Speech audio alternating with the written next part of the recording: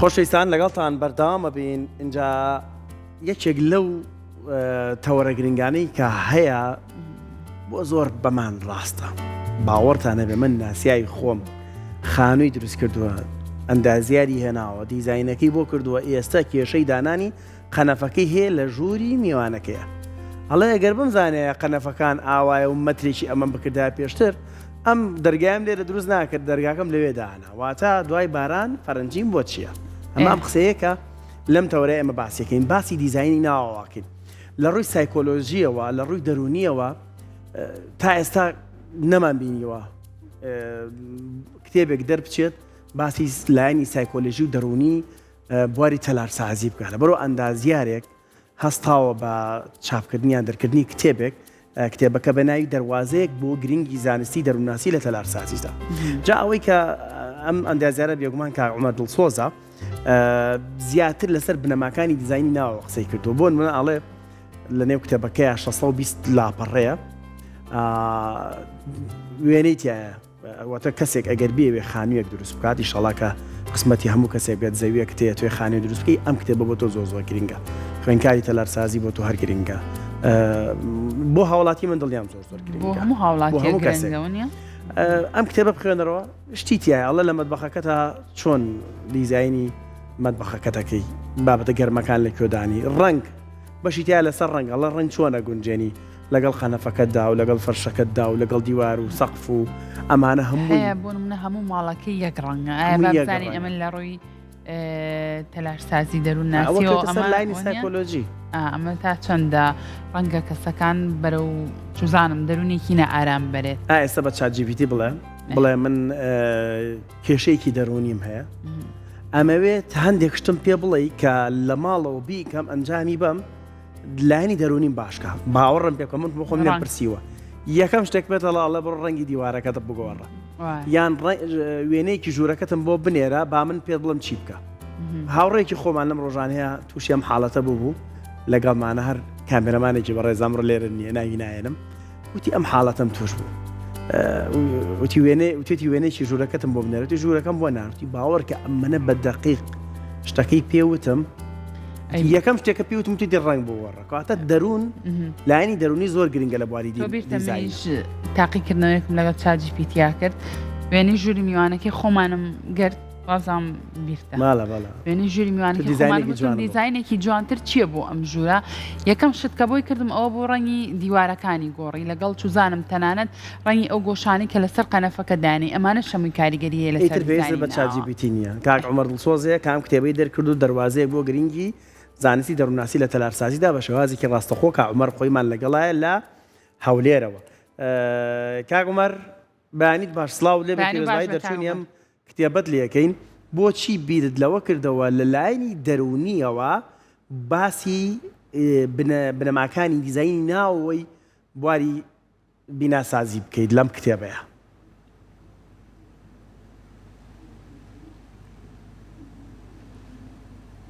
بسم الله الرحمن الرحيم الحمد لله صلاة إخواتان لي ببياني إيوش باش سبارت ببيروكي أو كتابة طبعا زاراوي architectural psychology زاراوية كلا صالاني هشتايا كان درهات أو زاراوية باسي هما هنجي نيوان ديزاينران و دەروونناسان دەکا أو بابەتێکی زۆر گرنگە لە تەلارسازی و لە دەروونناسیدا یعنی هەندێک ڕەئیان وایە ئەگەر دەروونناسی زانستێکی تیۆری بی ئەوە تەلارسازی زانستێکی کردەیە واتە تەطبیقیە یعنی کابرایەکی وەکو ڕۆجەر ئێس ئەڵڕی کە تەلارسازێک بوو ئەو هەستە تاقیکردنەوەی کرد لەسەر شێوازی گۆڕینی نەخۆشخانەکان یعنی کە شێوازی گۆڕینی دیزایانی ناوەی گۆڕی و کە لەگەر دەرونی نەخۆشەکانی وەکو بڵێ هەماهەنگ کرد ئەو کاتی لۆی دەرکەت کە نەخۆشەکان زووتر چاک دەبنەوە و هەروەها زۆر تەلارسازی تر باسی ئەو مەوزوعانەیان کردیە لەوانە حەسەن فەتحی کە مصریەوە زۆر تەلارسازی تریش ناچینە ناو ئەو باسانە بەڵام کە دیتم لە ئەو باسە کە بەخۆم تەلارسازیم تەواو کردیە نەمدیت بەڕاستە خۆ بەناڕاستە خۆ باسکرای بەس بەڕاستە خۆ لە کۆلێژی تەلارسازی دەرسێک نەبوو لە بەو ناوەی لە خۆی پێش ئەو باسەش پێویستە بزانین علمی دەروونناسی چیە. علمی دەروونناسی پێشتر بەشێک بووە لە فەلسەفەی، بەس دوایە زانایەکی وەکو فۆنت تاقیکردنەوەی کرد. ئەو تاقیکردنەوەی کرد پێش ساڵی 900 طبعاً، یعنی سەدەی 19 دەکا. تاقیکردنەوە چی کرد؟ لەو تاقیکردنەوەی دەروونناسی لە فەلسەفەی جیا کردەوە. ئەو ساڵانی هەشتایەکان ئەو کاتی معماری و هەندێک معماری و هەندێک دەروونناس هەوڵیاندا هەماهەنگ بن، کە هەماهەنگ بن پێکەوە کار بکەن هەتاوەکو علمی معماری بۆ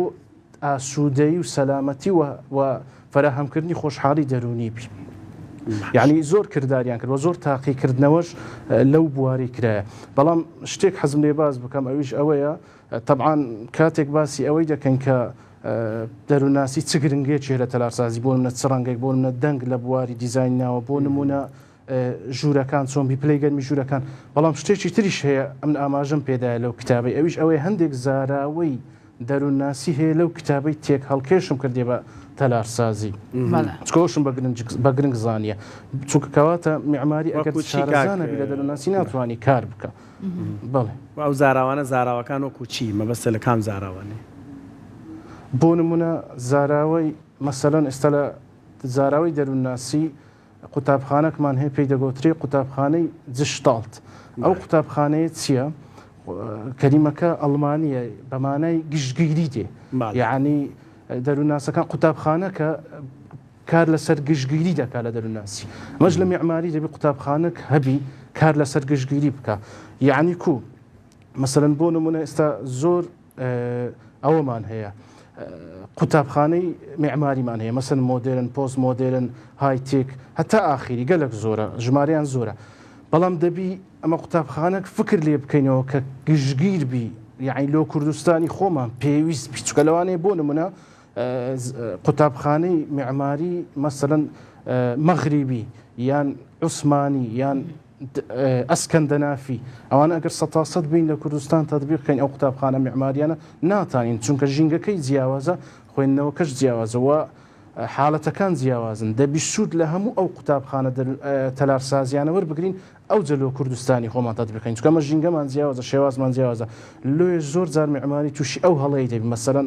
لە کتابی نیوفێرد یان لە تایم سەیڤەر یان لە هەر کتابێکی تر دێ ستانداردەکان دەینی ڕاستە و خۆ کۆپی دەکات لەسەر کوردستان. بەڵام نازانی لۆ کوردستان لەوانەیە ئەمە هەندێک حاڵەتمان جیاواز بی، ژینگەمان جیاواز بی، خوێندنەوەی نوێی دەوێت. زۆر زاراوی تریش هەیە، یەک زاراوی تریش باز بکەم، مەسەلەن گۆتت وەکو چی فەرمووت، بۆ نمونە زاراوەی ستیگما، کە ستیگما لە دەروونناسی ئەوەیە ئەو کەسەی کە کێشەیەکی دەرونی هەیە ناتوانی باز بکاتن لەبەر شەرمی کۆمەلگا و لەبەر ترسی کۆمەلگای. ئەو زاراوەیە زۆر کێشەش هەیە لە ڕووی بیناییەوە ناتوانین باز بکەین، لەوانەیە کەسانی تایبەت نەبی تێناگەن، چونکە ئەگەر ئەو حالانە بکرێ. باشە ببوورە قسەکەشم پێ بڕێ کاگومەر، بەڵام ئەو کاتی کە ماومانە باکەمە قسە لەسەرەوە بکەین. بۆ نمونە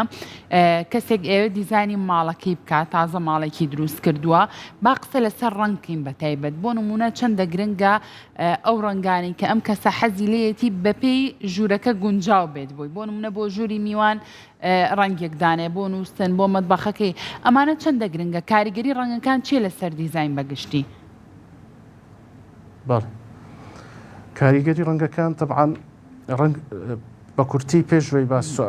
وەڵامەکەی بکەم. کاریگەری ڕەنگەکان بە چەند شێوازەکە، یەکەم شت لەسەر ڕووبەر کاریگەری هەیە، دووەم شت پلەی گەرمی، سێم شت وزە، چارەم شت خودی ڕەنگەکەش چ کاریگەریەکی هەیە لەسەر سایکۆلۆژیای دەرونی مرۆڤەکەی.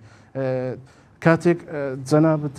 فەرمووت کە چ ڕەنگێک مەسەلەن بۆ نمونە لۆ ژووری میوان باشە، طبعاً ئەو بابەتە ڕێژەیە. کاتێک دەگوترێ ژووری میوان چ ڕەنگێک باشە، چونکە کاتێک ئەتوو بۆ نمونە دیزاینێکی ژووری میوان دەکەی، دەبی بزانی ئایا بەکارهێنەرانی چێن، وەروە چێ بەکارهێنەرانی چێن و هەروەها ئەو بەکارهێنەرانە تا چەند دەگۆڕێن و هەروە بەکارهێنەرانی لە داهاتوو چێن و پێداویستی ئەو بەکارهێنەرانە چنە. بەس ئەگەر ئاسایبی بە کورتی هەر ڕەنگە و ئەوە بە شێوازێکی ڕێژەی باز دەکەم کە لە ناو ماڵ چ ڕەنگە لۆ ژوورەکان گونجاوە. بۆ نمونە ژووری میوان کە باست کرد دەتوانی بۆ نمونە ڕەنگێکی وەکو بێزی، ڕەنگێکی وەکو زەیتونی، ڕەنگێکی وەکو ڕەساسیش بەکاربین. لۆ چکە ژووری میوان ژووری گفتوگۆیە و ژووری پێشوازیە، لە ڕووی دەرونیۆش سەرمێنرایە ئەو ڕەنگانە پەیوەندیان هەیە بە پێشوازی ئەوانە. ژووری حەمام طبعا دەبی ڕەنگێکی بەکار بینی کە خاوێن بی تو پێویست بە خاوێنیە وەکو سپی و شین و کەسچی تۆخ بۆ نمونە لە ژووری مەدبەخ ئەتو پێویست بە دوونەوە ڕەنگێک کە سێنەوە ڕەنگ دەتوانین برین ڕەنگێک کە وزت بداتێ ڕەنگێک کە هەستی خواردن بداتێ و ڕەنگێکیش کە هەست بە خاوێنی بکەیت چکە ئەو سێشتت لە مەدبەخ پێویستە واتە بە گوێرەی شوێنەکە تو چت پێویستە دەبی ئەو ڕەنگەی هەڵبژێری بۆ منە لە ژووری مەدبەخ دەتوانی مەسەن ڕەنگێکی وەکو سوورێکی کاڵ یان زەردێک یان سپی بێلایەنیش هەندێک زار لۆ بابەتی خاوێنیەکەی بەکاربیێنی بۆ منە ژوورێکی وەکو نووسن بە عام نابی ڕەنگی گەرمی زۆر تێدابی بەڵکو پێویستە ڕەنگی ئارام و هادی تێدابی بۆ منە شینێکی کاڵ یان کەسکێکی کاڵ یانیش تەنانەت دەتوانی وەنە و شەیش بەکاربیێنی ئەوانە ئەو بابەتانە طبعاً ڕێژەین سەد نین چکە بەگوێری بەکارهێنەران و پێویستی بەکارهێنەران دەگۆڕێ بەس زۆر کاریگەریشی هەیە لەسەر دەرونی مرۆڤ چکە بۆ نمونە ئاخر نمونەی بینمەوە لەو بوارەی ئەویش ئەوەیە کاتێک بۆ منە قوتابیەک دەچیتە قوتابخانەی ئەگە بێت و ڕەنگەکان بە شێوازێکی گونجاو بەکارهێنان بن ئەوە یارمەتی دەداتن هەستی داهێنەرانی لۆ دروست دەکەوار وەوە دەکاتن خوێندنەکەی لە خۆشەویستتر بکە باسی ڕەنگت کرد بۆ منە لە بواری منداڵان دەرێن پێویستە ڕەنگێک بی کە هەم وزەی تێدابی و هەم یاری ئەوەی تێدابی و هەروە هەم هەستی داهێنەرانی تێدابی واتە ئەوە لە بواری منداڵان واتە هەر کاتێک هەر ڕەنگێکت کرد دەبی بەکارهێنەر و پێداویستی بەکارهێنەر بخینیەوە و ئەوش دەگۆڕێ بە گوێرەی شوێن و زۆرمار پێمە بێت لە کتێبەکەدا شێوازی دابشکرین کەلوپەلەکانی ناوماڵت بە بەشێک باس کردووە جا من پرسیارەکەم لەمەیە من کرێکی ئەچمە خانوویەکی ترەوە خانووەکە بەویست و خواستی من دروست نەکرا و خۆی هەیە من ئەچم بەو خانووە بە ناچاری دیزاین و کەلوپەلەکانم دابش دەکەم بەو خانووی کە ئەچمە ناوی بەکرێ بەڵام منێک ئەگەر عەرزەیەکم هەبێ و بمێ بیکەم بە خانوو گرنگە پێش ئەوەی دیزاینەکە بکەم مەتری ژوورەکەم ئەوە نەبێ میوانەکەم ئەوە بەوە نەبێ مەدبەخەکەم ئەوە بەوە نەبێ ژووری نووسنەکەم وابێت دابشکاری کەلوپەلەکان بکەم پێش ئەوەی دەستکەم بە دروستکردنی خانووەکە یان کە خانووەکە تەواوەکەم ئینجا دانووسم بە ناچاری وەڵا ئەم پەردەیە بۆ ئێرە ئەوە جوانە و قەنەفەیکی ئاو بە ئێرە جوانە لە دیزاینە لە تەلارسازیە ئێستا یعنی خۆ دەزانیت بابەت سەردەمیانە پێشکەوتووە پێش ئەوەی بڕیار بدرێت لە دروستکردنی خانووە بیر لەم شتانە ناکرێتەوە لۆ خۆی سەبات بۆ پرسیارەی فەرمووت ئەوە دەگەڕێتەوە سەردوو لایەن چونکە هەندێک شت هەیە کە لایەنی دەسەڵاتداری بەڕێز یارمەتی دەرنەبی خەڵک ناتوانانی بیکە بۆ نمونە ئەمە مەسەلەکمان هەیە لە معماری پێی دەگوترێ سستەینەبڵیتی کە باسی بەردەوامی دەکە کە ئەو بینایە وزەی کەم بەکاربیێنی وزەیەک بەکاربیێنی کە ئەو وزەیە بەردەوامی هەبی وزەیەک بەکارنەینی کە وڵات زەرەر بکە لەو کاتی دەبی دەسەڵاتداریش یارمەتی دەربی و یاساژ یارمەتی دەربی و پەیوەندی بە باری ئابووری خەڵکی شێت چونکە سستەینەبڵ سێ بەشە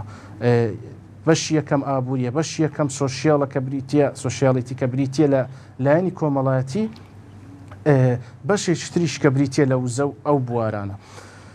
لەبەر ئەوە کاتێک پرسیارەکەت بزەبت ئەوە بوو پێشوەی کە دەچێت لۆ خۆی لە ئەسڵدا لە تەلارسازی ئەوەیە لە مەرحەلەی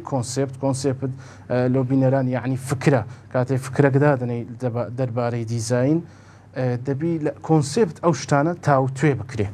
یعنی ئەگەر بکرێ بەڵام لەوانەیە هەندێک هۆکار هەبی کە نەتوانێت لێرەوە بکات لە منە لەوانەیە کابرا مە دەبی واقعی بژین لەوانەیە کابرا بچحارە چێتە خانیەکی دروست کردبی یان شتێکی دەستکەتبی لەوانەیە ئەوش وا گرنگی ئەو بابەتانەشی لۆ دەرنەکەتبی لۆیە ئەم دەستخۆشی لەنگۆ دەکەم کە وا دەکەن گرنگی ئەو بابەتانە دەرکەوی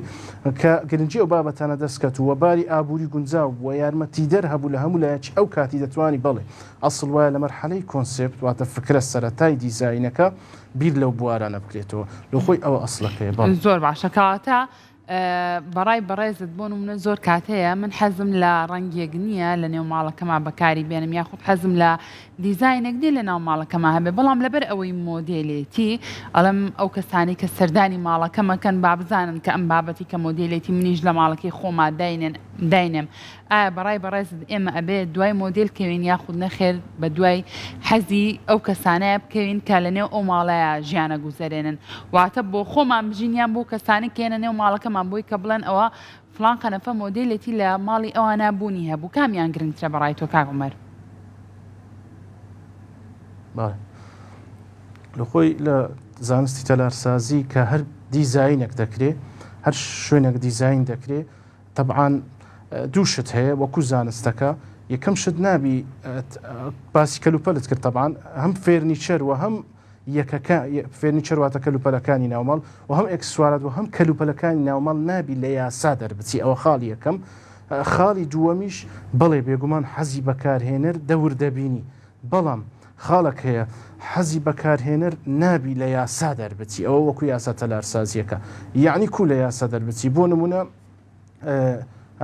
مەسەلەن دیزانی ناوماڵنا بۆ منە دیزایینێکی ڕەوزە دەکرێت ئەو تەلارسازە بەڕێز بۆ منە خاوەن ڕەوزەکە دەری وەڵام حەزم لەو ڕەنگەی بەڵام ئەو ڕەنگە لەگەر سایکۆلۆژیا و ئەوەی منداڵ نەگونجێ بەڵام خاوەن ڕەوزەکە کەسێکی بە عمرە 6 ساڵە ئێوە ناگونجێت چکە لە یاسا دەردەچی بەڵام ئەوەش دەبی بە یاساڕێک بخرێ لۆ ناو ماڵیش بە هەمان شێوەیە